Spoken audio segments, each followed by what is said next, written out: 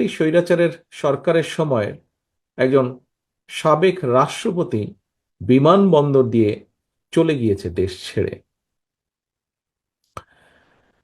যেভাবে চলে গিয়েছে সেটিকে যদি আমরা মিলাই তাহলে দেখব যে 5ই আগস্ট আরেকজন দেশ ছেড়ে পালিয়ে গেছে, ইনিও অনেকটা সেভাবেই পালিয়ে গিয়েছেন। কিন্তু এখন বলা হচ্ছে যে অন্তর্বর্তীকালীন সরকার নাকি তার এই দেশ ত্যাগের ব্যাপারে কিছুই জানে না।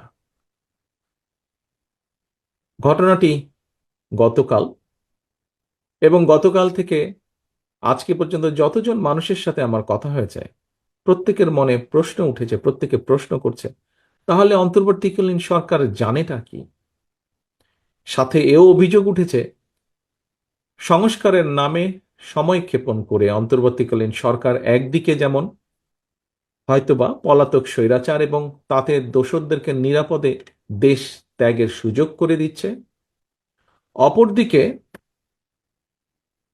অত্যন্ত সুকৌশলে নানা ইস্যু সৃষ্টি করে স্বৈরাচার বা ফ্যাসিবাদে বিরোধী যে রাজনৈতিক দলগুলো আমরা যারা মাঠে ছিলাম সেই দলগুলোর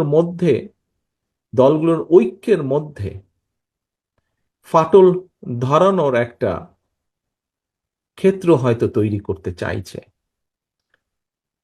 পলাতক স্বৈরাচারদের সহযোগীদেরও পুনর্বাসনের ক্ষেত্র হয়তো তৈরি করতে চাইছে। প্রিয় উপস্থিতিবৃন্দ, এই বিষয়গুলো ঘুরে ফিরে মানুষের মনে প্রশ্ন তৈরি করছে।